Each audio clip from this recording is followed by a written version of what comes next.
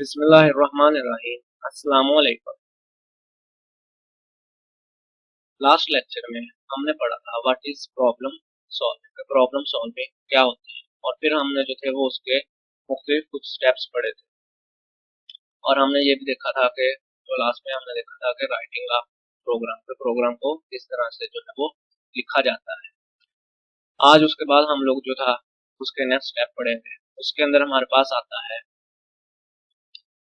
Why is it important to test a program? Program को test करना क्यों जरूरी है? टाइप्स ऑफ एरर्स कितनी तरह के होते हैं? इम्प्लीमेंटिंग अ प्रोग्राम को किस तरह इम्प्लीमेंट किया जाता है? Maintaining and updating a program को मेंटेन और अपडेट किस तरह किया जाता है? डॉक्यूमेंट अ प्रोग्राम और प्रोग्राम की डॉक्यूमेंटेशन किस तरह की जाती है और क्यों की जाती है।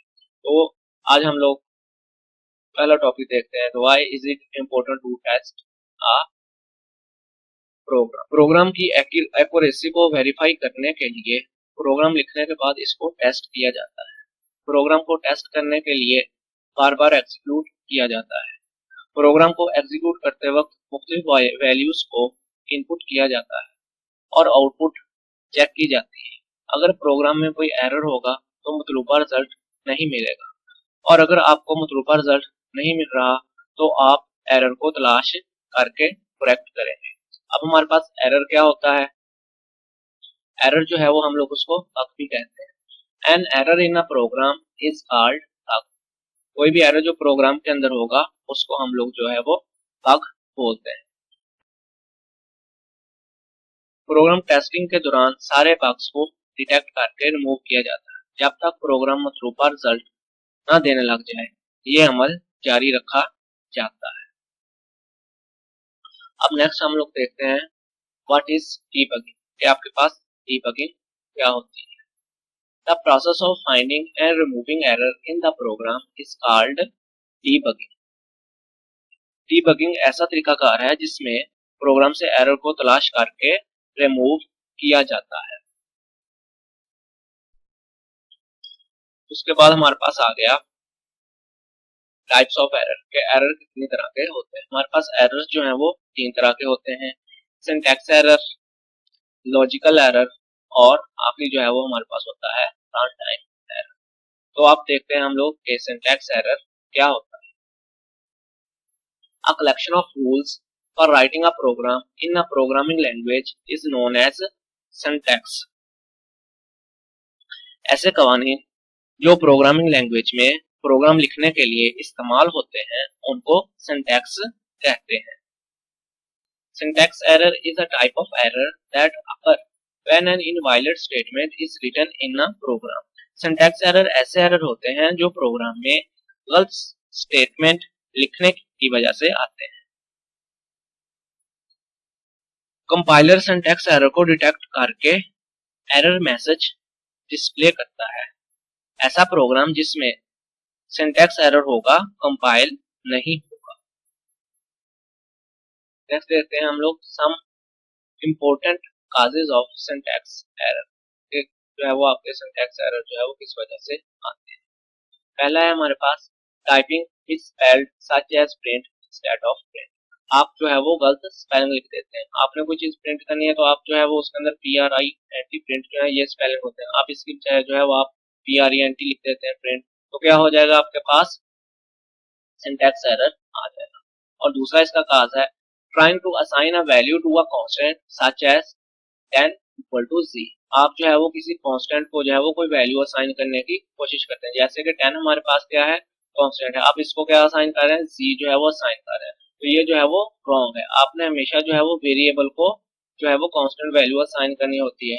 तो अगर आप जो है वो इसको लिखते z इज इक्वल टू 10 तो ये जो थी वो ठीक नहीं थी। तो ये जो है वो हमारे पास दूसरा सिंटैक्स एरर है। अब next logical error. A type of error that occur due to poor logic of the programmer is called logical error. ऐसा एरर जो प्रोग्रामर की नाकस मंतक की वजह से आए लॉजिकल एरर कहलाता है। अगर कोई स्टेटमेंट लॉजिकल एरर पर मुश्तमिल होगी तो आपको अनएक्सपेक्टेड रिजल्ट मिलेगा। लॉजिकल एरर को तलाश करना मुश्किल होता है क्योंकि लैंग्वेज ट्रांसलेटर इनको डिटेक्ट नहीं कर सकते। लॉजिकल एरर प्रोग्राम को अच्छी तरह से रीड करके मिलते हैं। इसके बाद हमारे पास आ गया some important causes of logical error. तो इसके अंदर पहला काज है हमारे पास using wrong condition in the program. तो प्रोग्राम के अंदर आप जो है वो कोई गलत शर्त लगा देते हैं, such as writing a less than 5 instead of a greater than 5। आप जो है वो लिख देते हैं ए जो है वो 5 से छोटा, ए लेस देन 5 लिख देते हैं, लेकिन आपको जरूरत थी लिखने की ए ग्रेटर देन 5, तो आपके पास जो है वो लॉजिकल एरर आ जाएगा। ऐसा एरर जो होगा वो आपका जो लैंग्वेज ट्रांसलेटर होगा वो उसको डिटेक्ट नहीं करेगा, क्योंकि उसको क्या पता कि आपने लेस देन लिखना था या ग्रेटर देन लिखना था। आंसर हो क्योंकि इसका भी आंसर आ जाएगा उसका भी, लेकिन ये होगा कि ए लेस देन 5 का आंसर जो है वो रॉन्ग आएगा। तो इसलिए जो लॉजिकल एरर्स होते हैं वो जो है वो आपके लैंग्वेज ट्रांसलेटर जो है वो फाइंड नहीं कर सकते। उसके बाद दूसरी बात है हमारे पास using wrong formula in the program, कि आपने प्रोग्राम के अंदर कोई गलत फार्मूला लिख लिया, एज सच एज राइटिंग, जैसा कि आपने लिख लिया average is equal to total multiply by 5। आपने क्या किया, एवरेज निकालने के लिए टोटल मल्टीप्लाई बाई 5, यानी कि टोटल को 5 से मल्टीप्लाई कर दिया।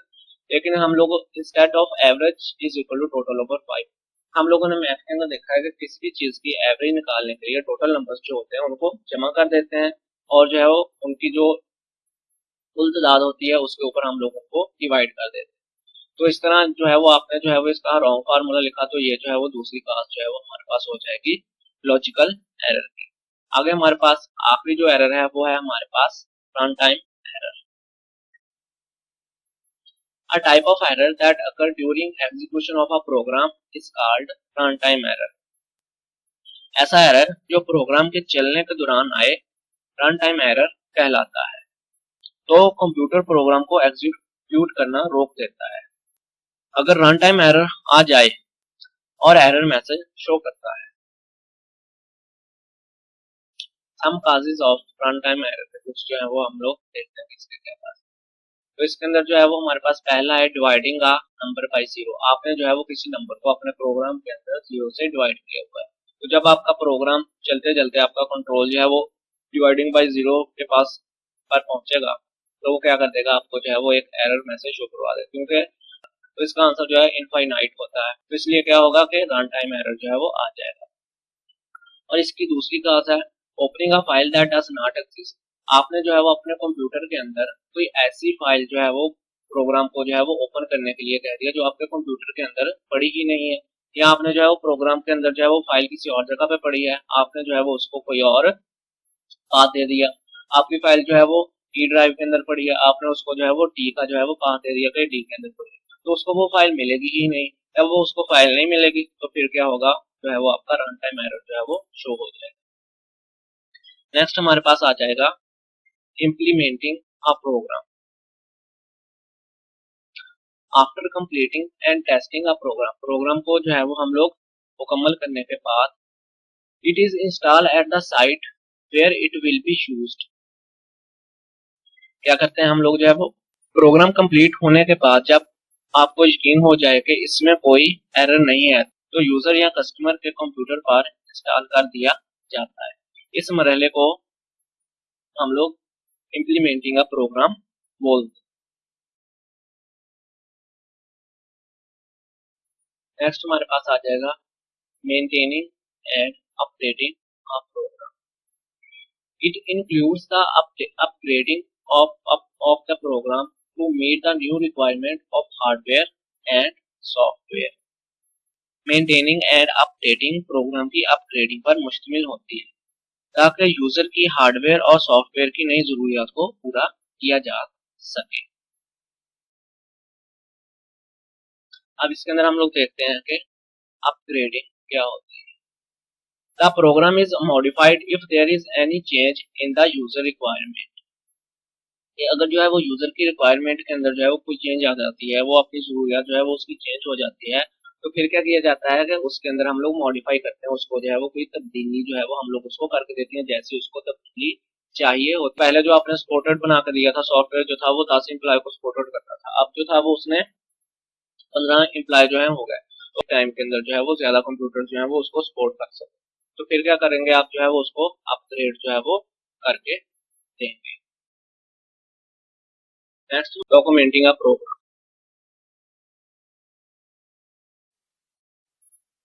Programme documentation is a detailed description of a program algorithm.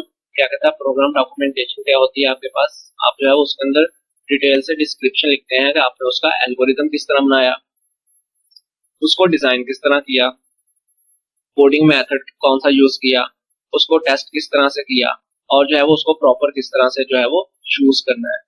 तो फिर जब जो है वो आप इसकी डॉक्यूमेंटिंग कर लेते हैं तो आप क्या करते हैं, एक डॉक्यूमेंट का जो कॉपी होती है वो यूजर को दे देते हैं और एक जो है वो अपने पास भी रख लेते हैं। तो यूजर जो है वो उस डॉक्यूमेंट को देख के जो है वो उसको सॉफ्टवेयर को इस्तेमाल करना जो है वो आसान हो जाएगा। और आप अपने पास क्यों रखते हैं कि जब कभी यूजर जो है वो आपके पास अपने प्रोग्राम के अंदर मॉडिफिकेशन करवाना चाहता है आपके पास आए, तो आपको जो है वो आप उसकी डॉक्यूमेंटेशन को देख के आप जो है वो आसानी से जो है वो उसके अंदर मॉडिफिकेशन कर सकते हैं। आपको पता चल जाएगा कि आपने किस जगह पे कौन सा फार्मूला, कौन सा जो है वो फार्मूला यूज किया है। तो इसलिए जो है डॉक्यूमेंटिंग जो है वो एंड पे बहुत ज्यादा इम्पोर्टेंट होती है। अल्लाह हाफिज।